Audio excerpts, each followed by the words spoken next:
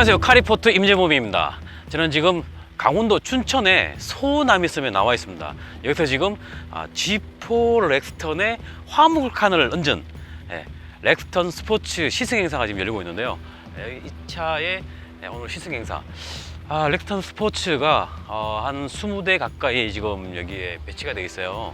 이 차를 오늘 온로드뿐만이 아니라 오프로드까지 어떻게 이 차의 성능을 발휘할지 지금부터 한번 살펴보겠습니다.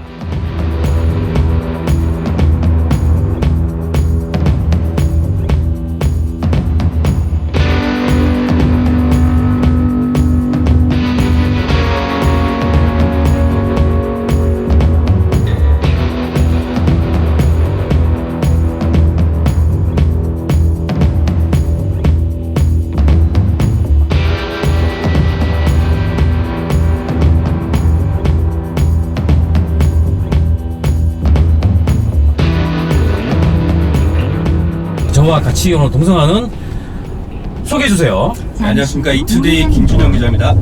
기존에 쌍용차를 좋아하고 쌍용차를 벌써 2대째 갖고 있는 두 대를 타고 있는 타고 있지. 예. 근데 잠깐만, 내가 우리 소개하는 반말로요? 것보다 존댓말로요? 반말로 해야지. 아, 그래요? 존댓말 하시죠. 아, 진짜로? 네. 그냥 친구 사이인데 그냥 편하게. 그냥 경제신문이니까 그냥 따로따로 놀아야지. 오케이. 다시 알았어. 할까? 아니, 그냥 해도 돼. 편집해. 네, G4 렉스턴이고요. 지금 소남이섬에서 시승행사 중입니다. 저는 경제신문 이투데이 김준형 기자고요. G4 렉스턴 여러가지 역사에 대해서도 차의 배경에 대해서도 많은 언론에서 관심을 가지고 있어서 많이들 알고 계실 텐데요.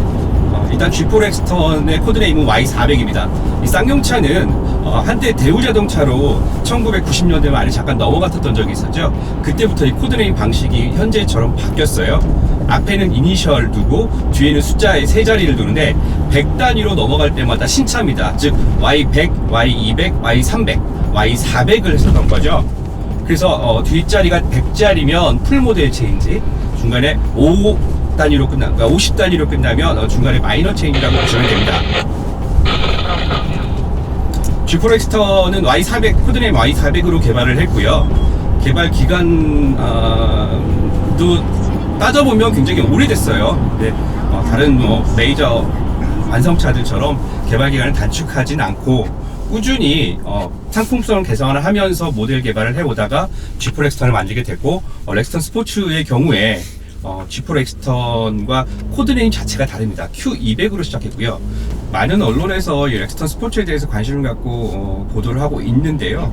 사실 신차 발표회장에서도 갔었고, 현장에서도 많은 매체들이 영상 촬영도 하시고 G4 렉스턴을 많이 소개를 하셨는데, 사실상 그 영상들 하나하나 꼼꼼히 다 살펴봤습니다만 사실 가장 중요한 부분들을 하나씩은 놓치고 얘기를 하시더라고요. G4 렉스턴의 경우에 가장 독특한, G4 렉스턴은 서스펜션이 두 가지입니다. 하나는 멀티링크, 8개의 암으로 되어 있어가지고 8암 멀티링크라고 얘기를 하고요. 그 다음에 기존에 있던 5링크 두 가지의 서스펜션을 쓰고 있는데, G4 렉스턴 같은 경우에는 겉모습은 똑같은데 밑에 서스펜션이 두 가지인 거죠. 이렇게 같은 모양인데 서스펜션 두 가지를 쓴다고 데뷔 초기에 조금 언론에서 굳이 이래야 될 필요가 있느냐라는 논란이 조금 있었어요, 사실. 그렇죠. 네. 사실상 쌍용차에 대해 조금이라도 관심을 갖고 있으셨다면 이게 굉장히 오래된 그들의 전통인 거를 알 수 있었어요. 사실상 렉스턴 2부터, 그러니까 거의 한 2, 3년 전부터 쌍용차는 같은 모델인데 서스펜션을 달리 제작을 해왔거든요. 멀티링크 서스펜션이 있고, 흔히 우리가 얘기하는 승용차에 많이 쓰이죠. 독립형 첨가 장치인데, 이 멀티링크 서스펜션과 5링크, 기존에 있던 무스 코란도에 쓰던 서스펜션을 두 가지를 이용을 했습니다. 그리고 위급 노블레스와 RX7 버전에는 멀티링크, 그러니까 승차감이 좀 더 좋고 주행 안정성이 뛰어난 멀티링크를 썼고요. 그 아래급 RX6, 그전에는 5도 있었고 마지막까지 RX4가 나왔었는데, 이들은 전부 다 5링크 서스펜션을 썼던 거죠. 근데 두 차를 딱 보면, 세워놓고 보면 차이가 없어요. 그쵸, 차이가 없어. 너무 똑같아요. 완벽하게 똑같죠. 네. 근데 막상 운전을 해보면 너무 큰 차이가 나요. 이건 진짜 하체가 따로 노는 것 같아. 뒤가 따로 노는 것 같아. 사실상 이 지금 현재 제가 드리고 싶은 말씀이 이 렉스턴 스포츠는 뒤에 멀티링크 서스펜션 대신 기존에 아주 오래됐던 5링크 서스펜션을 썼어요. 네. 심지어 옵션으로도 멀티링크를 채택을 할 수가 없고요. 물론 화물차라는 특성 때문에 승용 감각의 멀티링크보다는 5링크 서스펜션을 써는 거는 맞다고 봐요. 지금 오늘 행사장에 오면서 뉴스를 확인을 해보니까 렉스턴 스포츠가 뭐 예약 판매가 5,500대를 돌파했다고 뉴스가 나오는데, 보통 이 정도 되면 정 기자님 네. 와이퍼 한번 딱 봐주시겠어요? 네, 감사합니다. 와이퍼는 아낄 이유가 없는 네. 자동차 부품이죠. 와이퍼와 기름을 아끼면 안 돼요. 뉴스를 보니까 5,500대 사전 계약이래요. 대단하잖아요. 많이 팔린 것 같아. 근데 많이 팔린 게 자동차 회사 입장에서는 좋은 일이 아닙니다. 저는 이제 경제신문이니까 근데- 경제적인 측면을 접근해보면 자동차는 재고를 따질 때 우리 재고 몇 대 남았습니다, 100대 있습니다, 200대 있습니다, 이렇게 따지는 게 아니라 자동차 회사들은 재고를 나타낼 때 날짜로 나타냅니다. 즉, 그러니까 재고가 25일입니다, 재고가 30일입니다 라고 얘기를 할 때, 여기서 말하는 재고라는 거는 지금 생산을 바로 중단을 하고 현재의 판매 추세대로 계속 판매가 됐을 때 30일 뒤에 남아있는 차가 한 대도 없다, 이게 재고를 말하는 거거든요. 그렇죠. 보통 완성차 업체들이 재고를 약 30일 정도 가져갑니다. 물론 이제 생산량에 따라 조금 다르겠죠. 30일 정도 재고를 가져가는데, 이 재고를 유지하는 상황에 5,500대나 이렇게 대박이 났다는 건 가격을 잘못 잡았다는 거예요. 아, 가격을 잘못 잡았다. 가격을 너무 싸게 잡았으니까 이렇게 많이 팔린다는 거고요. 너무 칭찬하는 거 아니에요 지금? 아닙니다. 이거 쌍용차에서 분명히 마케팅적 실수를 한 거예요. 앞으로 단언컨대 1년 뒤에 렉스턴 스포츠는 아래급이 사라집니다. 그리고 위급에 있는 옵션을 중간 단계에 있는 모델 세그먼트에서, 그러니까 트림에서 적용을 하고 가격을 소폭 올리겠죠. 그리고 가장 고급스러운, 그러니까 이것저것 뭐 다양한 옵션을 왕창 섞은 렉스턴 지금 렉스턴 스포츠의 노블레스 버전이 있긴 한데, 노블레스 윗 버전이 나와도 충분히 무방한, 그러니까 가격을 더 올려도 될 만한 여지가 충분한 거죠. 많이 팔린다고 결국 좋은 게 아닌 이유 중에 하나가, 예전에 무쏘 스포츠 기억하시죠? 그렇죠.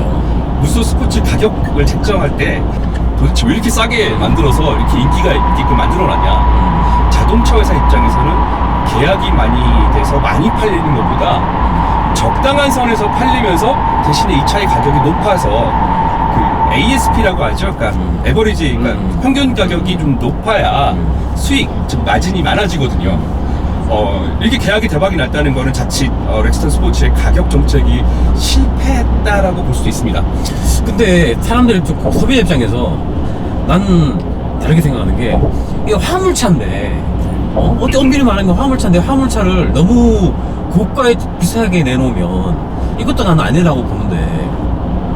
임 기자님은 지금까지 그 앞서서 선대 모델들 무쏘 스포츠, 액티언 스포츠, 쿠란도 스포츠에 이렇게 화물처럼 가득 이렇게 짐을 싣고 다니는 차를 보셨나요?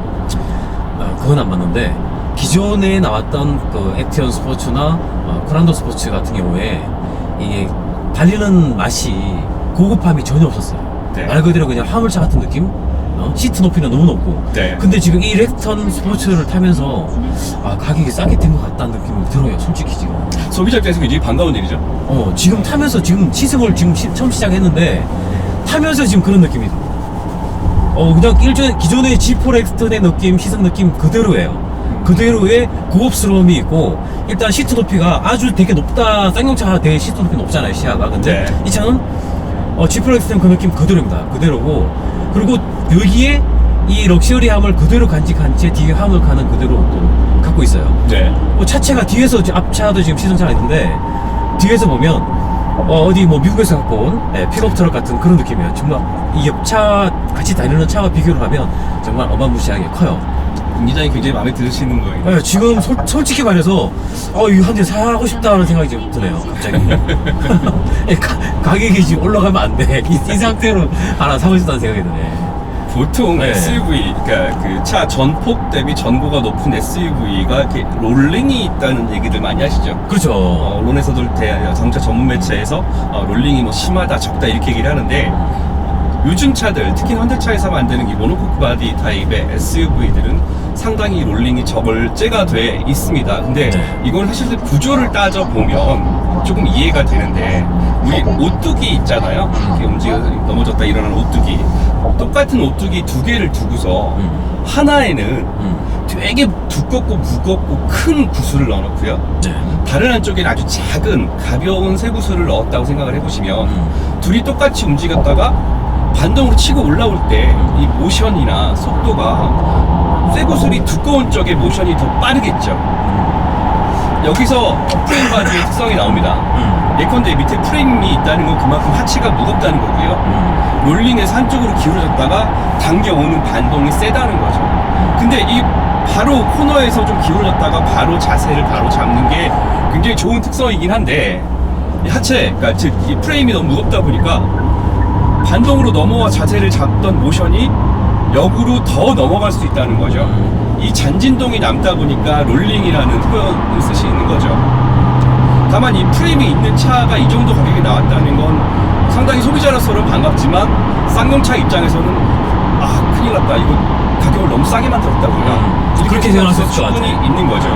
그래서 예를 들어서 이렇게 상품성 좋은 차가 나오면 경제신문 기자 입장에서 바라봤을 때는 어떻게든 쌍용자동차는 주식시장에 주식이 상장되어 있는 상장사입니다. 주가의 변동도 있어야겠죠.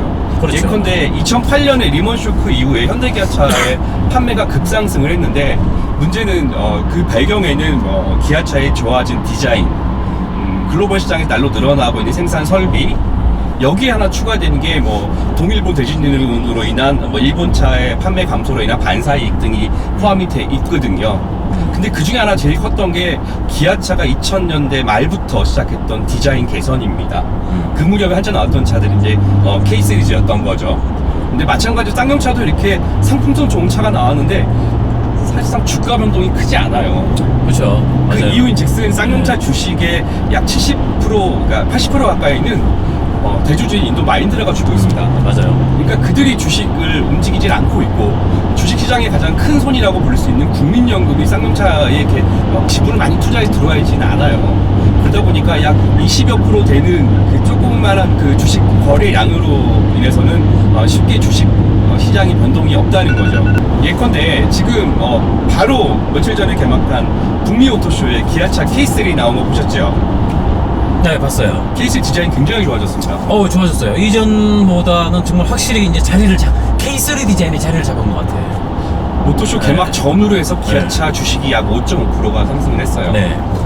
단지 따로 생산 설비가 늘어나거나 추가적인 경영 전략이 나오지 않아도 단지 디자인 좋은 볼륨 모델 하나가 출시도 되기 전이지만 이 차에 대한 기대감이 확 밀려오면서 주주들의 마음이 이렇게 요동을 친 거거든요. 네. 쌍용차도 마찬가지입니다. 이게 굉장히 상품성 좋은 차가 나왔으니까 앞으로 지금 쌍용차 열심히 지금 회생하려고 준비 중이신데, 약 15만 대 안팎을 파는데 연간 큰 무리가 없을 거라고 봅니다. 기자님, 솔직히 지금 이 차 출력이 네. 다 밟으면서 속도를 내면서 방금 밟았는데 좀 모자라. 시속 100에서 가속 페달을 확 밟으면 치고 나가는 맛이 전혀 없어요. 너무 더디게 나가는 느낌이다. 근데 화물차면 말 그대로 짐도 많이 싣고 다닌다는 가정하에 이 차를 개발을 했을 텐데, 네. 이 차에 일단 터보 하나를 더, 트윈 터보 정도로 터보 하나를 더 올리든가, 아니면 배기량을 2.5나 엔진을 2.5나 3.0으로 올리면 더 어떨까, 2.9 정도 네. 기존에 있는 엔진을 올리면 더 좋지 않을까라는 생각도 좀 들어요, 솔직히. 일단 경제신문 기자니까 경제적인 측면을 네. 바라봐야 되겠죠. 네, 경제적으로 얘기해 주세요. 그 쌍용차는 내후년까지 25만 대를 만들 계획입니다. 네, 그리고 쌍용차에는 공장이 현재 2개가 있는데, 하나는 창원의 엔진 공장, 네, 평택의 조립 공장이 있는데, 평택 조립 공장을 풀로 가동을 하면, 주간 야간 교대 근무를 해가지고 풀로 가동을 하면 연간 약 30만 대의 차를 만들 수가 있거든요. 네. 근데 예컨대 30만 대의 차를 만들 수 있지만 현재는 약 절반 정도, 15만 대 정도를 생산해서 판매를 하고 있어요. 네. 근데 대부분의, 그러니까 쌍용차의 회생자 과정이 반복이 될 때마다 BP가, 그러니까 비즈니스 이븐 포인트가 몇 대를 생산하면 우리는 손해를 안 보고 회사를 운영할 수 있다라고 했던 포인트가 월 약 9,000대 안팎입니다. 근데 근데 쌍용차가 지금 내수에서만 10,000대를 넘게 팔고 있거든요. 그렇죠. 현재는 수출이 좀 침체돼 있긴 한데 수출이 좀 더 활성화가 된다고 하면 현재 15만 대 올해 계획은 충분히 달성이 가능한 상태인데요. 예컨대 쌍용차 같으면 연간 15만 대인데 기아차 모닝이 모닝이라는 차는 가격이 비싼 차가 아니기 때문에 기아에서 만들어가지고 생산을 한 다음에 인건비 비싸게 만들어가지고 생산해서 판매를 해도 일단 남는 게 없어요. 차값이 싸니까. 그러니까. 네. 그래서 별 수 없이 이 모닝, 레이 이런 경차들은 외주를 줍니다. 외주 공장에서 모닝하고 레이를 만들어가지고 기아 자동차에 납품을 하는 식인데 이 동이오토에서 만드는 모닝과 레이가 10,000대가 넘어요. 그러니까 동이오토에서만 만드는 양이 쌍용차 전체 판매량하고 거의 맞먹진 않겠지만 윗박을 하는 거죠. 한참 모닝과 레이가 잘 나갔을 때에는. 그러니까 그런 경우죠. 기아 현대기아차의 수많은 공장, 전 세계 공장들 전부 다 합 중에 하나가 동이오토인데 사실 외주를 주고 있지만 쌍용차는 사실 그 수준 정도인 거죠. 연구개발비가 이렇게 넉넉해서 임 기자님 말씀대로 트윈 터보를 얹고 물론 개발 계획도 있었어요. 트윈 터보 저도 분명히 들었습니다만 그렇죠. 다양한 경우 수가 있었는데 자동차에서는 일단 팔려야죠. 그렇죠. 팔려야지. 일단은 부품 단가 다 조금이 하나라도 좀 아껴서 만들어야. 만약에 예. 좀 출력에 대한 이 아쉬움을 많이 계속 토로를 하고 하면 가격을 높여서라도 아마 높은 엔진, 2.9 엔진이나 아니면 트윈 터보를 얹어서 만들지 않을까요? 자, 두 가지 방법이 있습니다. 네. 출력이 굉장히 좋은 엔진을 가지고 제대로 활용하지 못하는 회사도 있고요. 네. 아주 출력이 별것 아닌데도 굉장히 달리는 맛을 내는 그런 자동차 회사도 그렇죠. 있어요, 분명히. 그렇죠. 근데 예컨대 쌍용차는 어느 이쪽도 아니고 사실 저쪽도 아닌 상황이긴 네. 한데 사실상 예컨대 우리가 트랜스미션을만 가지고 비교를 해보면 지금 G4 엑스터는 벤츠 세븐지트로닉을 기반으로 한 7단 변속기고요. 네. 지금 렉스턴 스포츠는 아이신 6단 변속기입니다. 어떻게 보면 6단이나 7단이나 내가 이렇게 빨리 달릴 이유가 있어 라고들 얘기를 하시는데 이 변속기의 개념을 조금만 이해를 하시면 확 와닿을 거예요. 7단 트랜스미션과 6단 트랜스미션을 뒀을 때 시작점 있는 2단과 탑기어인 7단과 6단은 폭이 크게 다르지 않습니다. 맞아요. 크지 않아요. 네. 크지는 않지만 7단 들어간 차를 보면 보통 TCT를 많이 사용하잖아요. 예, DCT는 좀 작은 차이를 많이 쓰고 이렇게 큰 차는 자주 안 쓰는 트렌드이긴 하고 이유인즉슨 DCT 같은 경우에는 고출력을 받아낼 수 없다. 그래서 부가티 베이런이 이제 예를 들어서 그 어마어마한 출력 1000마력 넘는 출력을 DCT가 받아낼 수 없다라고 했다가 결국은 DCT를 개발 중이고 양산차에 실제 실험에 테스트카에 적용도 해봤는데 예컨대 트랜스미션을 가지고 지금 굉장히 쌍용차 G4 엑스터는 이득을 본다고 봐요. 예를 들어서 1층에서 2층을 올라가는데 계단을 7개를 밟고 올라가느냐, 그렇죠. 아니면 계단을 한 3개만 밟고 올라가느냐. 분명히 3개만 밟고 올라가면 힘도 들고 그렇죠. 연비도 많이 들어가고 네. 시간도 많이 걸릴 텐데 조각조각 나눠서 7개로 나누면 올라가기도 쉽고 힘도 덜 들어가잖아요. 그렇죠. 어떻게 보면 이 출력에 대한 지금 저는 아직 본격적으로 운전을 해보진 않았는데 이 G4 엑스턴과 주행 감각은 초기에 오히려 이렇게 회전수를 높게 쓰면서 좀 경쾌하게 나갈 수 있게끔 세팅을 하신 것 같고요. 혹시나 해서 시승행사 전에 쌍용 측에 공식으로 공문을 보내서 이 세븐지트론, 그러니까 7단 변속기와 아이신 6단 변속기의 각 기어별 단수별 기업이 최종 감속 기어가 얼마인지 그 수치를 알려달라고 요청을 했습니다. 답변이 왔거든요. 네. 사실상 영업 비밀이라고 해서 듣진 않았습니다. 근데 이따가 영상 찍으면서 말씀드릴 텐데 최종 감속 기어는 흔히 우리가 얘기하는 뒷 대우통, 그러니까 뒤쪽 디퍼런셜에 써 있어요. 들어가서 보면 되거든요. 근데 그렇죠. 영업 비밀이라고 말씀하시는 게 조금 이 세팅에 있어서 감추고 싶은 게 좀 있나 봐요. 아무래도 있겠죠. 원래 엔진과 엔진의 출력이나 이 토크 힘에 따라서 그걸 비교를 해서 상대적으로 변속기 세팅도 하니까 네. 네, 아마도 있겠죠. 엔진이 자랑할 만하다, 넉넉하다 그러면 아무래도 출력이 좀 모자라다 보니까 아마 그런 부분에서 약간의 좀 숨기려고 하는 게 있지 않을까 생각이 드는데요. G4 엑스턴 이후에 렉스턴 스포츠가 나오면서 흔히들 쌍용차의 플래그십, 그러니까 가장 최고급 모델인데 이걸 화물차로 만들어버리면 지금까지는 무스 스포츠가 나왔을 때 윗급으로 렉스턴이 있었고요. 그렇죠. 액티언 스포츠가 나왔을 때는 윗급으로 카이런하고 렉스턴도 있었고요. 프론토 스포츠가 나올 때도 물론 렉스턴이 윗급으로 존재를 했습니다.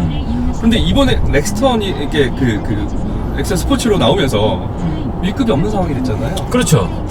가장 윗급의 플래그십 모델이 가장 고급스럽고 이 품위를 갖추고 가장 비싼 가격에 많이 팔리는 것보다 이미지 리더격의 그러니까 브랜드 이미지를 끌어올릴 만한 차급인데도 불구하고 이걸 화물차로 만들었다는 건 어떤 의미라고 생각을 하세요? 화물차도 이제는 화물에 대한 화물차 개념이 아니라 네. 레저의 개념이라고 봐요. 네. 네. 도는 분들도 이 차는 이제 메인카가 아니라 세컨카로서 뭐 레저를 즐길 수 있는 캠핑을 즐길 수 있는 뭐 그런 정도로 그런데 트렌드가 바뀌었으니까. 네, 트렌드에 따라서 이 차를 했다. 그리고 또 지금 수입하는 수입사들을 보면 가끔씩 개인을 수입하더라도 네. 미국 차의 픽업 트럭 그 대배기량의 좀 더 어마무시한 크기의 그 대배기량의 픽업 트럭을 수입을 하면서 지금 판매량이 좀 늘고 있잖아요. 네. 근데 그 시장의 문화 트렌드가 사람들이 인식이 바뀌어가면서 이 쌍용차도 거기에 맞게끔 만들어보자. 네네. 오히려 내 생각에도 미국 차의 그 픽업 트럭을 살 바에는 렉스턴 스포츠를 살 것 같아요. 미국 시장에서는 이 정도 사이즈의 픽업 트럭을 이제 라이트 트럭이라고 그러는데 그렇죠, 작죠. 네, 사실상으로 되게 큰 더 사이즈가 크죠, 이거는. 아닌 상황이었었는데 역시 자동차 전문가다운 평가를 해주셨고요. 경제신문 기자로서의 분석은 네. 조만간 렉스턴, 그러니까 G4 렉스턴 윗급으로 또 하나의 SUV가 등장할 예정입니다. 이 렉스턴, G4 렉스턴의 화물칸을 더 길게 늘린 차가 나온다고. 아니에요. 그거 말고 다른 차를? 아예 G4 렉스턴보다 윗급의 차가 나와야지 밸런스가 맞는 거죠. 그러니까 자세한 얘기는 제가 사실 이 보안 서약서를 쓰고 들은 얘기인지라 드릴 수가 없는데 체어맨 단종 얘기도 나오고 지금 세단 시장이 굉장히 지금 허물어지고 있어요. 체어맨 잡는 건 뭐 어디 나왔던 얘기고. 그 급에 뭔가를 하나 채워 넣어야 되는데 쌍용차는 전통적으로 이렇게 메이저 매스 프로덕트를 생산해 본 적이 없습니다. 네. 남들이 만들지 않는 차들, 남들이 차를 팔아서 시장을 형성하지 않는 시장을 파고들거든요. 국내에서 유일한 픽업 트럭이지 않습니까? 그렇죠. 많은 분들이 네. G4 렉스턴이 나오면서 과거의 렉스턴 2를 생각하시면서 모하비아와의 경쟁이 되려면 이 정도의 성능도 갖춰야 되고 편의 장비도 이래야 된다라고 분석들을 많이 하세요. 근데 그거는 쌍용차가 그만큼 이 G4 렉스턴이 플래그십 위치에 있기 때문에 그렇게들 말씀을 하시는 건데 지금 예. 한 가지 물어보고 싶은 게 있는데 네. 현대차의 산타페의 그 픽업 트럭을 산타크루즈. 나온다 그러면 네. 어떻게 시장의 변화가 생길 것 같아요? 이거 얘기를 할 수 있는 부분이 있고 없는 부분이 있는데 그냥 얘기하지 뭐. 나중에 나도 지금 편집해 주십니까? 2년 전에 네. 위장막 씌운 산타페 픽업 트럭을 본 적이 있어요. 편집해 주십니까? 편집하지. 네. 다 편집하지, 편집은. 이거 이 부분은 살짝 지금 이거 좀 민감한 얘기긴 한데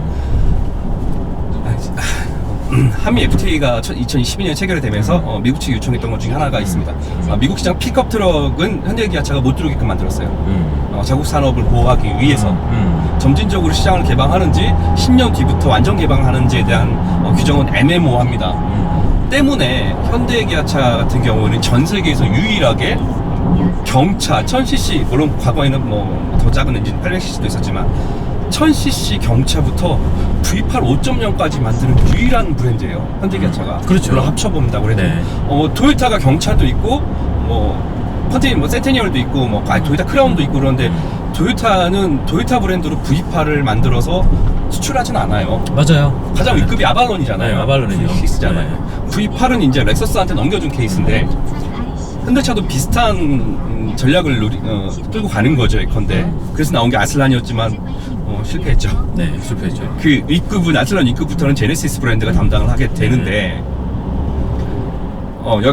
여튼 그 산타크루즈 같은 경우에 컨셉트가 굉장히 멋있게 나왔어요. 네. 모노콕 바디로. 그렇죠. 그다음에 지금 렉선 같은 경우는 승객이 타는 캡과 캐빈과 적재함이 분리가 되어 있는데 산타크루즈는 일체형 바디로 나와 있어요. 네. 많은 전문가들, 그러니까 뭐 집권가의 애널리스트들도 같은 얘기를 합니다만 현대차는 약간 리어 럭셔리 브랜드를 지향을 하면서 고급화 전략으로 추구를 해왔고 상대적으로 기아차는 약간 스포티한 개념의 차들이 많이 나왔었죠. 그렇죠. 미니밴도 그렇고 네. SUV도 그렇고 때문에 이제 벨로스터가 애초에 기아차로 나오는 거 아니냐라는 전망이 굉장히 많았었고 피터 슈라이어 부사장도 외신과의 인터뷰를 보면 벨로스터에 대해서 쭉 얘기를 하고 맨 마지막에 뭐라고 멘트를 날렸냐면 사실 기아차에 더 잘 어울리는데 그리고 피터 슈라이어가 늘 얘기하는 부분 중에 하나 기아라는 브랜드에 그분이 굉장히 좀 애착이 많으신데 기아라는 브랜드가 그 글로벌 수출 시장에서 좋은 평가를 받을 수 있는 부분 중에 하나가 브랜드 이름이에요. 예컨대 쌍용을 수출을 하게 되면 뭐 중국 브랜드인가 쌍영인가 막 이렇게 얘기를 하시겠지만 네. 영어권 사람들은 기아 브랜드에 대해서 우리하고 전혀 다르게 발음을 합니다. 키아라는 거죠. 아, 키아. 예, 이게 굉장히 멋있는 어감으로 들린대요. 1차 지금 기점에 도착을 했는데 촬영 일단 그래서- 마치고요. 네, 여기서 교체를 하는 건가? 모델 뭐 드라이버 교체를 하는지는 모르겠는데 그 이후에 산타크루즈에 대한 제가 들은 바에 대해서 조금만 많이 설명을 아니면 저도 그 보안 사약서를 맞아. 쓰고 들었기 때문에 예, 이해해 주십시오. 1차 촬영 여기서 마치겠습니다. 하나, 둘, 셋.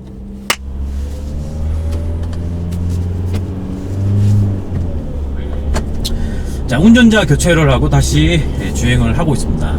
느낀 점이 스티어링이 좀 더 두툼했으면 좋겠다는 생각이 들고, 요즘 추세가 또 이제 그 경기용차만 이름이 작은 게 아니라 이 차량들도 좀 이렇게 좀 작고 좀 말 그대로 금방 한 것처럼 D컷으로 적용됐으면 좀 더 소비자들의 그 약간 좀 이렇게 감흥을 좀 더 자극하는 감성을 자극하는 고급스러움을 표현하지 않을까라는 생각이 듭니다.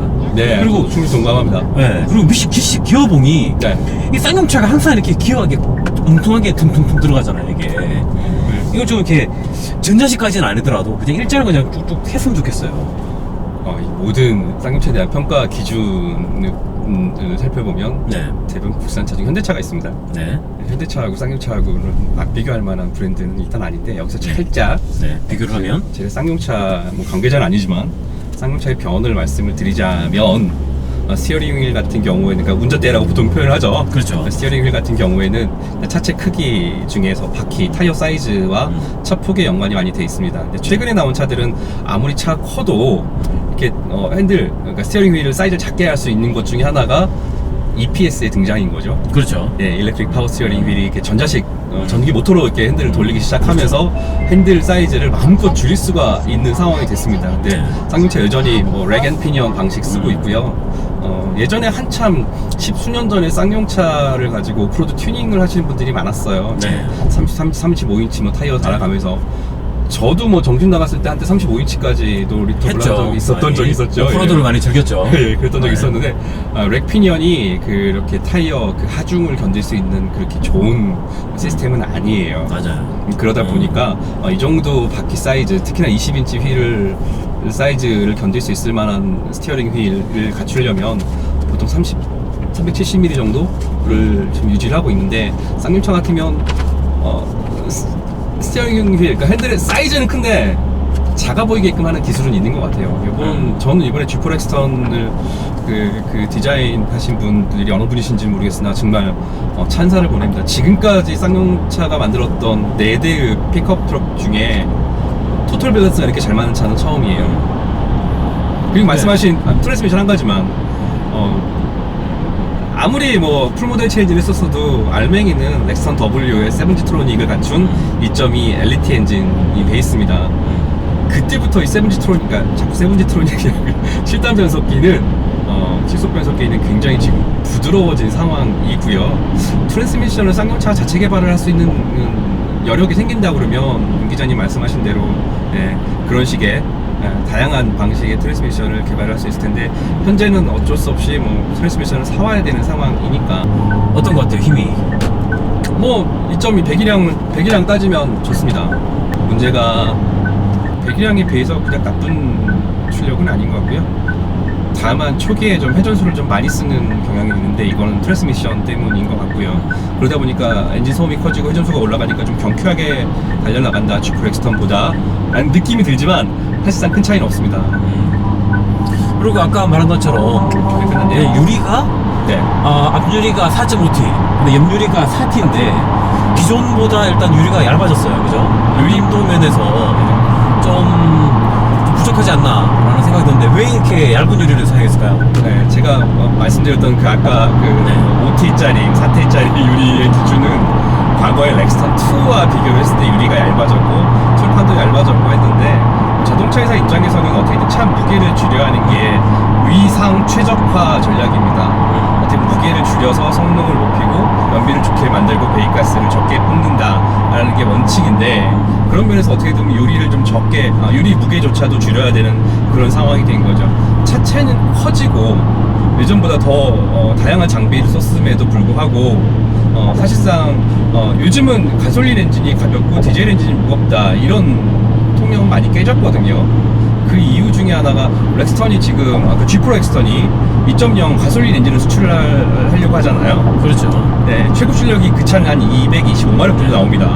그러니까 이 차보다는 약 45마력 정도가 더 나오고요. 물론 토크는 좀 떨어지긴 합니다만 가솔린이니까 무게 차이가 가솔린 엔진 모델과 똑같은 코일 드라이브 기준으로 가솔린 모델과 디젤 모델의 무게 차이가 20kg가 안 돼요.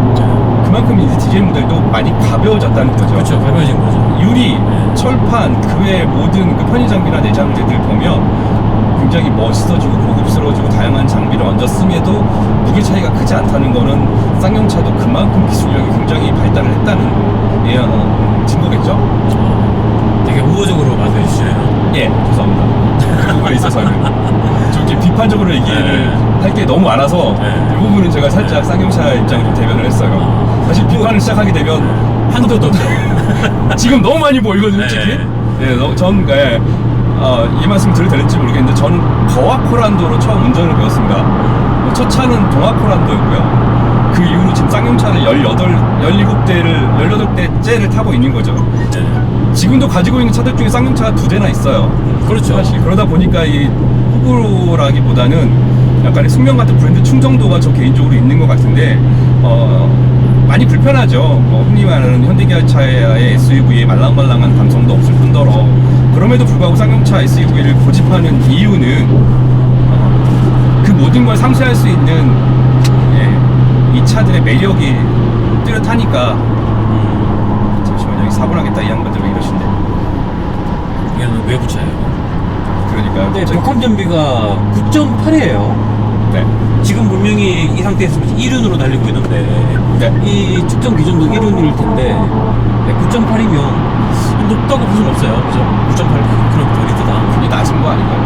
네, 그러니까 높다고 볼 수 없다. 그러니까 연비 안 좋은 거죠. 네, 안 좋은 거죠. 이 화물차라서 그러다가 초반 토크가 높은 것 같은 느낌도 안 드는데 굳이 이게 연비가 왜 이렇게 낮게 나왔는지 모르겠어요. 근데 제가 쌍용차치에 공식적으로 요청을 해서 좀 듣고 싶었던 최종 감속 기어비가 궁금했었거든요. 그러니까 G4 렉스턴과 렉스턴 스포츠의 최종 감속 기어 차이가 어느 정도 차이가 있는지가 좀 궁금했는데 독자 여러분들께 잠시 설명을 드리자 그러면 최종 감속 기어는 우리가 자전거 타고 갈 때 그 페달을 구르잖아요. 네, 그렇죠. 앞쪽 톱니바퀴의 사이즈라고 보시면 됩니다. 그리고 트랜스미션이 6단이건 7단이건 그거는 뒤쪽 톱니바퀴라고 생각을 하시면 되는데요. 왜 앞쪽 톱니바퀴가 굉장히 크면 처음에 구를 때 힘들잖아요. 그렇죠. 근데 고속으로 올라오는 속도가 굉장히 잘 납니다. 그렇죠. 근데 앞쪽 톱니바퀴가 작으면 반대로 초기에는 가볍게 출발을 하겠죠. 오르막도 잘 올라가고 대신에 고속에 올라가면 많이 움직여야죠. 열심히 굴러 속도가 네. 안 나겠죠. 토크죠, 토크. 예, 그래서 최종 감속 기어가 궁금했던 이유 중에 하나가 이 컨셉을 G4 렉스턴과 달리 약간 그 적재함을 갖춘 개방형 적재함을 갖췄기 때문에 여기에 짐을 실었거나 이런 여타의 상황을 감안해서 초기 출발이 가볍게, 즉 자전거로 따지면 앞쪽 톱니바퀴를 작게 만들지 않았을까라는 생각이 들었어요. 그래서 쌍용차 측에 이제 공식적으로 공문을 보내고 답변을 요청을 드렸더니 이제 영업 비밀이라고 알려주시지는 않았죠. 사실 근데 뒤쪽 디퍼런셜에 써 있긴 합니다. 근데 독자 여러분들이 직접 보셔도 답이 나올 것 같아요. 이 차는 어떤 특성을 가지고 맞췄는지. 그래서 그 최종 감속기어, 즉 자전거 톱니바퀴로 치면 앞바퀴에 있는 톱니바퀴가 작으면 작을수록 초기에 가볍게 튀어나가니까 렉스턴 스포츠가 약간 그 체중 감속기를 조정을 해서 초반 가속력과 토크감을 좋게 만들지 않았을까 싶은 생각이 들었는데 사실상은 아니었어요. 쌍용차 측에서, 그러니까 예를 들어서 쌍용차의 뒤쪽 디퍼런셜 링피니언을 납품하는 회사가 두 곳입니다. 그러니까 완성차 업체가 하나의 회사에서만, 서플라이어에서만 부품을 공급받진 않잖아요. 예컨대 한쪽에서 파업을 해버리면 공장이 문을 닫아야 되는 상황이니까 항상 두 곳 또는 세 곳의 그 부품업체로부터 부품을 공급받는데, 그래서 왜 타이어도 어떤 차는 한국 타이어, 어떤 차는 금호 타이어, 또 어떤 차는 넥센 타이어를 달고 출고가 되는 거죠. 쌍용차에다가 한때, 지금은 어떨지 모르겠는데 이 링피니언, 그러니까 뒤쪽 디퍼런셜의 핵심 부품을 납품하는 회사는 두 곳이었습니다. 통일전공이라는 곳과 코리아 스파이서, 이 두 곳에서 납품을 했었는데 디퍼런셜도 다 틀려요. 그래서 항상 가보면 같은 차인데도 불구하고 뒤쪽 디퍼런셜 같은 기업인데도 서로 부품이 소환 안 되고 만드는 회사가 달라서 그런 시기였었는데, 그때만 해도 쌍용차가 최종 감속 기업이 굉장히 많았어요. 아직 다양한 트랜스미션 기업인가 최종 감속 기업을 만들어서 차종별로 특성을 세분화할 만한 여력은 없으신가 봐요. 근데 문제는 예전엔 있었는데 아마 수익성이 중요하지 않을까 싶어요, 요즘 같은 경우에. 이 차의 느낌, 시승기 위주로 네. 말씀을 좀 해주세요. 참고로 렉스턴 W의 2.2 7단 변속기와 비교했을 때 지금 렉스턴 W로 타고 있잖아요. 아닌데요. 렉스턴 W 아닌데요. 저희들은 또 렉스턴 매니아들은 렉스턴 W는 그럼 뭐예요? 렉스턴 W 가는 거야? 전 슈퍼 렉스턴 타고 슈퍼 엄연히 다릅니다. 슈퍼 오케이, 어쨌든 엄연히 다릅니다. 네. 렉스턴 지금까지의 그 역사의 정점은 2007년도에 나온 렉스턴 2 노블레스 버전이고요. 그때 있었던 장비들이 지금 G4 렉스턴에 없는 경우가 많아요. 사실상 렉스턴은 2007년, 그러니까 10년 전이 옵션으로 보나 시스템적으로 보나 정점이었던 거죠. 예컨대 렉스턴 2에는 AWD가 포함이 되어 있습니다. 근데 G4 렉스턴은 팟타임이잖아요. 단순한 비교, 물론 전자장비는 굉장히 많이 좋아졌고 디스플레이도 화려해졌는데 옵션이나 그 시대적 상황을 감안했을 때의 파급력은 G4 렉스턴이 뭐 다양한 편의장비, 이 전장팀 우리 이주환 팀장님이 열심히 개발해 주셨는데, 이 전장팀도 굉장히 좀 신경 많이 써서 지금 디자인이 굉장히 솔직해졌어요. 그럼에도 불구하고 현재 나와 있는 모든 SUV의 상대적인 상품성을 비교했을 때 파급력은 그닥 크진 않은 게 솔직한 심정입니다. 다만 2007년도에 렉스턴 2가 나왔을 때는 발표회를 신라호텔에서 했었어요. 10년 전에 저는 그때 당시에 현장에서 취재를 하고 있었는데, 솔직한 개인적인 심정을 말씀을 드리면 좀 속된 말을 좀 써보자면 쌍용차 디자이너들, 그 연구진들 전부 나왔을 때 전 무슨 생각이 들었냐면, 이 사람들이 미쳤구나. 20년, 15년 뒤에 나올 차를 왜 지금 가지고 나왔지라는 생각이 들었습니다. 좀 말도 안 되는 옵션들이 있었어요. 예를 들어서 전자식 파킹 브레이크라던가 이거 포함해서 모든 옵션이나 장비가 당시에 메르세데스 벤츠가 만들었던 270 CDI ML270 CDI와 비교를 해도 모자란 게 전혀 없었거든요, 사실상. 그렇죠. 그래서 이거를 사실상 OM 시리즈 엔진, 벤츠의 엔진을 그대로 베이스를 가지고 와서 개발한 2.7 엔진 출력도 놀라웠고요. 그 차가 가지고 있는 상품성, 옵션, 성능도 마찬가지였고 정말 나무랄 데가 하나도 없었거든요. 그래서 이 차는 한 대 가지고 있으면 최소한 10년 정도는 웬만한 SUV에 절대 꿀리지 않고 타고 다닐 수 있겠구나 싶은 생각이 들었어요. 이번에 김준영 기자가 렉스턴 스포츠를 이제 타면서 하고 싶었던 말이 정말 많았던 모양입니다. 지금 입을 쉬지를 못하고 있어요. 제가 들어갈 타임이 없습니다. 예, 죄송합니다. 김 기자님 시작하시죠. 아니요. 계속 이제 이 차의 느낌, 시승기 위주로 이제 말씀해 주시면 돼요. 서스펜션은 역시나 5링크의 한계가 여전히 남아져 있는데 차체가 오히려 커지니까 이 5링크가 혹시나 하는 이 그 롤링이나 바운싱 같은 게 짓누르는 느낌이 있어요. 그래서 모노콕 바디와 비교를 했을 때는 저속에서의 승차감은 산타페보다 좋습니다. 네, 그렇죠. 근데 고속에서의 안정감이 이제 살짝 모자라는 것 때문에 맞아요. 그것 때문에 그런 느낌이 고속 드는 거죠. 주행에서 좀 불안감이 있어요. 어쩔 수 없는 뭐 프레임 바디 특성이긴 그렇죠. 한데 그래도 그나마 기존에 나왔던 쌍용차가 만들었던 그 프레임 바디보다는 안정감이 있어요. 차체가 많이 커졌잖아요. 네. 잠깐만 불러올게.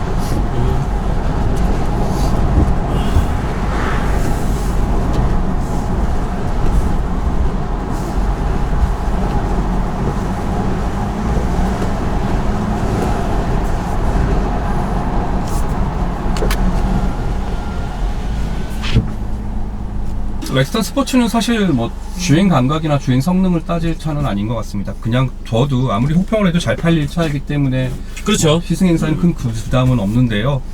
문제는 예전에는 무쏘가 쌍용차가 정부의 좀 그림자 규제를 많이 받았어요. 예컨대 경유값이 싸지니까 많은 차들이 고급 SUV들이 이제 경유를 쓰기 시작하면서 정부에서 경유값을 올렸고요. 예전에 무쏘 7인승은 2900cc여서 세금이 연간 한 80, 90만원 정도 나왔어요. 뭐 지역별로 좀 차이는 있어서 어느 곳은 100만원에 육박하기도 했는데, 그때는 100만원 세금을 내느니 연간 28,500원을 내는 화물차가 이득이었기 때문에 상대적인 그 저항선이 굉장히 좀 적었던 거죠. 근데 지금은 뭐 2.2리터 세금이 연간 뭐 50만원대니까 뭐 생활 수준도 높아졌고, 그때보다 2.2 차가 어차피 대한 화물차이기 때문에 한 27,000원 정도 내잖아요. 28,500원을 내고 있는데요. 제가 또 화물 밴을 가지고 있어서 그런데 저기 심리적인 저항선이 2.2리터가 크지 않기 때문에 오히려 렉스턴 스포츠가 큰 이득을 볼 것 같지는 않았었는데 초기 반응이 좀 대단한 것 같습니다. 아, 차 무지하게 흔들려. 승차감이 장난 아니지? 너무 흔들려. 퉁퉁퉁퉁 튀니까. 길도 그렇긴 한데 근데 시트가 뒷자리가 시트 자체가 이제 스펀지 같아. 말랑말랑해서 원래 딱딱한 차가 오래 타면 좋은데 오히려. 근데 이 차 시트가 말랑말랑해서 이제는 안착감은 있네. 근데 오래 타면 그런 차가 엉덩이가 100이요. 그렇지, 100이지. 주행 사진을 그만 찍어야겠어. 자, 쌍용차가 알려주지 않는 렉스턴 스포츠의 비밀. 원가 절감이 어마어마하다. 개발비가 추가될 일이 없다. 뭐가 이렇게 자꾸 진동이 이 저속에서의 5링크 승차감을 이 정도로 만들었다는 건 정말 많이 조용하고, 좀 전에 나도 출발하기 전에 차에 타고 올라탔는데 차가 시동이 꺼졌나? 그랬다니까? 그건 좀 오버 아니십니까? 아니, 외부에서 시끄러워서 그런지 몰라도 이따가 도착해서 한번 봐. 그리고 자동차 전문 매체들이 보통 자동차 가격에 대해서 얘기를 많이 하잖아요. 차 너무 비싸, 그쵸? 너무 싸. 이건 사실상 객관적이지 않은 평가라고 생각이 듭니다. 예컨대 누군가한테는 쌀 수 있지만 누군가한테는 그 차가 또 굉장히 비쌀 수도 있잖아요. 그렇죠. 쌍용차가 물을 준비해 주셨나 보죠? 까드리겠습니다. 감사합니다. 아유, 감사합니다.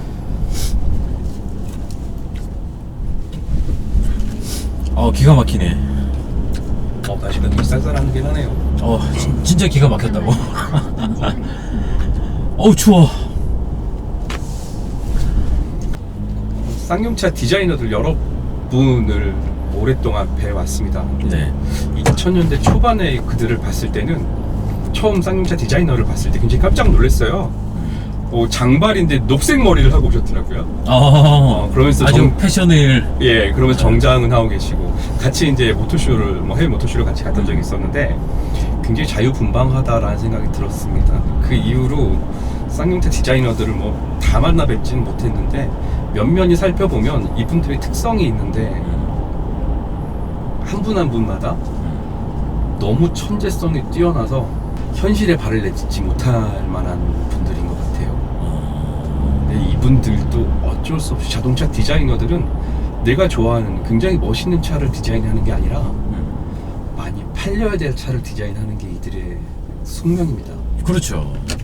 예컨대 그 한국 GM 쉐비 브랜드로 내놨던 미니밴 중에 올란도가 있었잖아요. 네. 올란도를 디자인했던 디자인 담당 부사장께서 김태환 부사장이셨죠. 네. 이분이 올란도 최종 양산 모델이 결정되기 직전에 경쟁에 있었던 올란도 B보디, C보디 디자인을 보여주셨는데 정말 하늘을 날아갈 것 같았어요. 차가 무슨 로봇가 자동차로 변신해 있는 거 아닌가 싶을 정도로 굉장히 멋있는 디자인이었는데 그래서 트랜스포머가 만들어졌나 보다. 그럴 수도 있겠네요. 네. 근데 결론적으로 나온 차는 올란도였던 거죠. 근데 디자이너의 욕망을 차에 담기보다 어떻게 하면 좀 더 많은 사람들이 탈 수 있는 차를 개발을 해야 되고 디자인해야 되느냐가 이분들의 숙명인 거죠. 전반적으로 디자인은 어떻게 보이세요? 어떤 쉐보레? 아니요, 렉슨 스포츠. 렉턴 스포츠 솔직히 앞모습이 G4 렉스턴보다 이 차가 디자인이 앞모습이 얼굴이 더 나은 것 같아. 그런 평가들이 의외로 있네요. 네, 더 나은 것 같아요. 더 안정감이 있는 것 같고 일단 더 자세가 이 얼굴이 자리를 잡은 것 같은 느낌이 들어요. 다소 좀 복잡하다는 생각은 안 드셨어요? 크게 복잡하다는 생각은 안 들고 그 느낌보다도 일단 차가 전체적으로 커지고 우람해지고 그 쌍용차가 대형 렉스턴만의 이미지를 고급화 이미지를 이 차를 통해서 좀 표현을 하고 있구나. 네, 그런 생각을 했죠.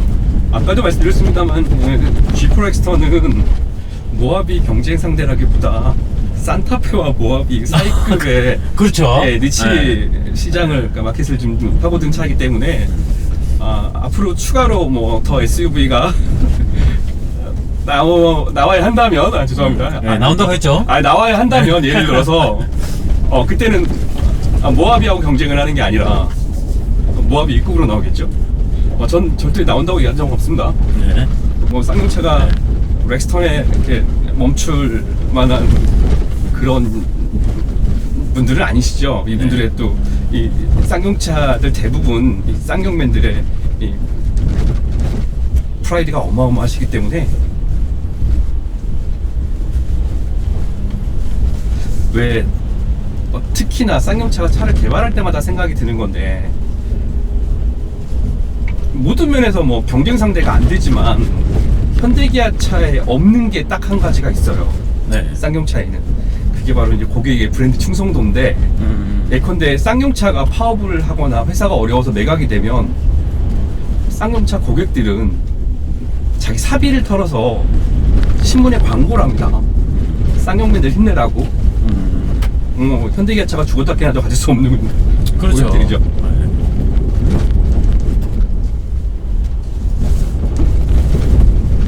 G4 렉스턴부터 시작해서 렉스턴 스포츠까지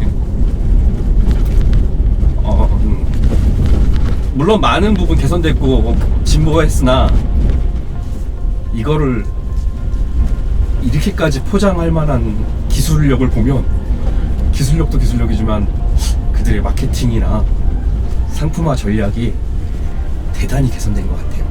그래서 좀 반갑기도 하고 반가운 반면에 기자님 오프로딩을 한번 해보셔야 되나요? 여기서? 트랙인가 보죠?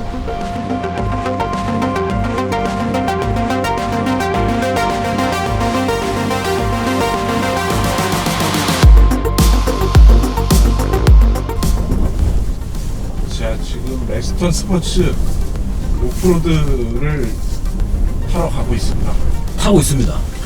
가고 있죠. 네, 이제 언덕 경사로 올라가기 시작하는데요. 이야, 이게 몇 도쯤 돼요? 30도 돼요? 제가 따로 자료를 받지 않았습니다. 측정을 섰다가 네. 잘 안 밀리네. 2, 3초 지나보죠. 아니 아까 보니까 계속 버티던데?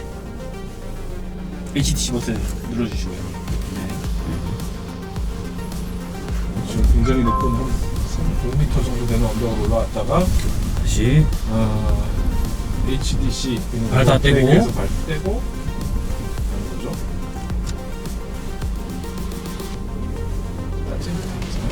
다 있지. 솔직히 다 있는 건데 일단 기능 해제해 주셔야 됩니다.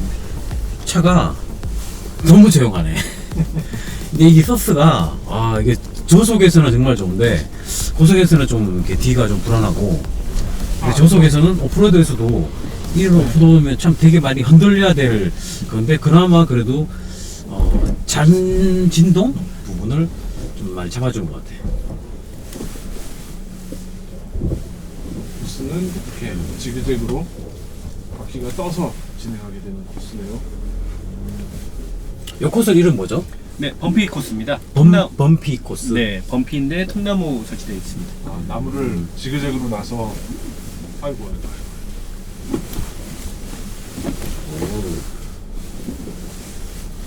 차 뒤틀림에 대한 프레임 소리를 들어보시면 되는데요. 네. 네, 상단 쪽에서 나는 소리가 없을 겁니다. 네. 확실히 프레임차가 오프로드에서는 좋은 것 같아.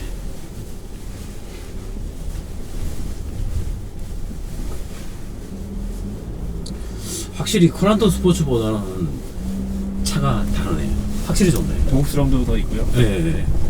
여기 차체 흔들림도 적어요. 맞습니다. 네. 오프로드를 타도요. 핸들링 느낌도 네, 코란도 스포츠에 비하면 많이 편안함이 느껴집니다. 지금 4륜 하이예요? 로우로 되어 있습니다. 뭐고요? 네네.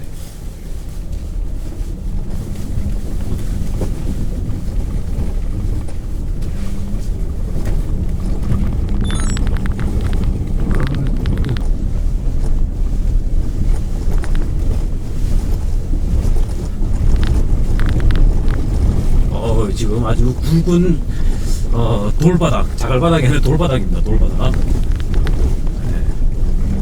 자갈바닥을 이제 지금부터 슬라럼을 할 거예요. 속도 좀 높여도 되는 거죠? 네, 관계없습니다. 좀 많이 높였네.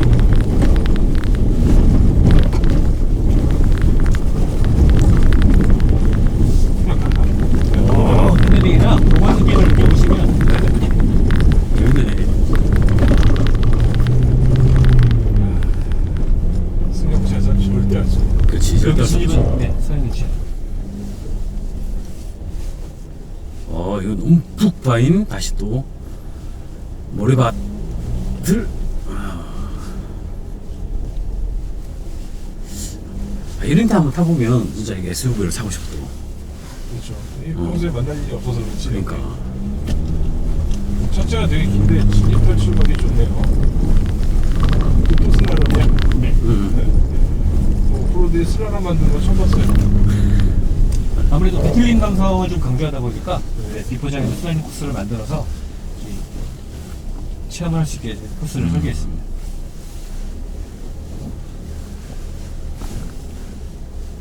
저 물에도 들어가고 그러나요? 네, 이제 모래 들어갈 겁니다.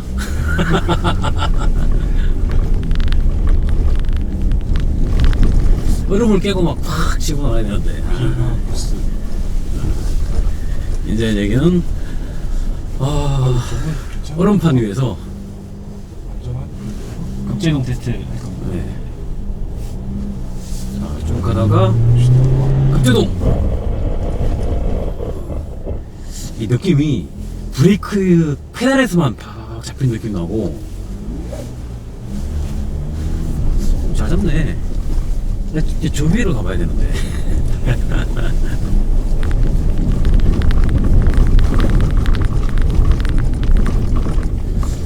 야, 이런 길에서 이 정도 승차감이면 진짜 좋은 거야.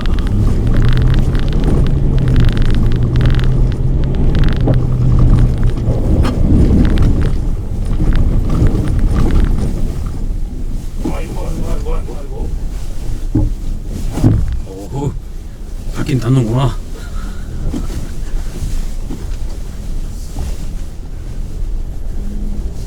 여기 들어올 때 바닥 안 탔어요? 내 차 닿았어. 이 차. 아니 안 했어 몇 차. 닿았지. 조금 전에 몇 차. 너무나 차나갖고 차를 나. 행사장 들어오시는 분 말씀하시는 거예요? 네.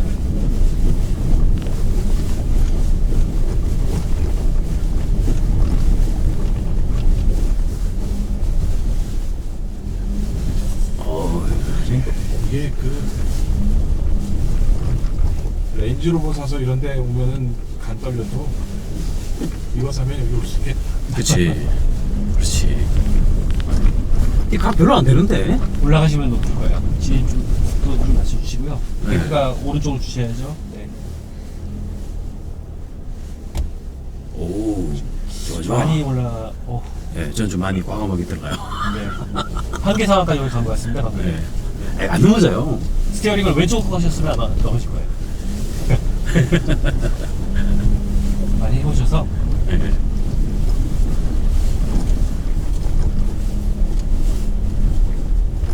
물을 좀 튀겨봐야지. 이야, 이 지형을 진짜 골고루 해놨네.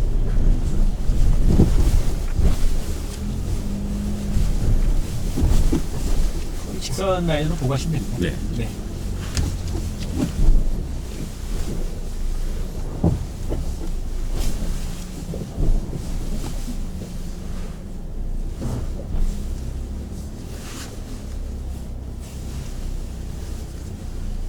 이거 란도비도 주행하면서 볼 수 있지 않나요? 아, 옵션이 들어가 있는데요. 지금 네. 해당 시승 차량에 지금 아, 언론이 없구나. 나왔습니다. 네, 아마 업로드 차량에 네, 들어있던 있어요. 걸로 알고 있는데. 들어있어요. 네, 네. 맞습니다.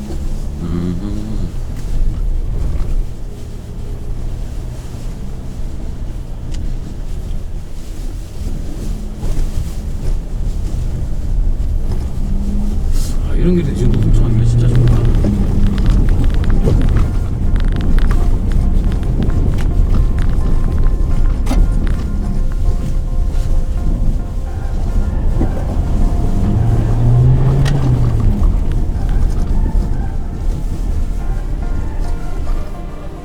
재밌어요. 수고하셨습니다. 수고하셨습니다.